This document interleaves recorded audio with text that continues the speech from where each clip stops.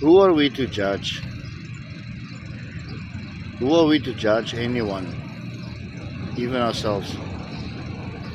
You know, we're not in another person's shoes. We don't know what that person has been through or going through. The shoe is not on the other foot. We should really consider putting ourselves in someone's shoes and their situation they face or what they have faced. Then consider before we make the choice to judge anyone.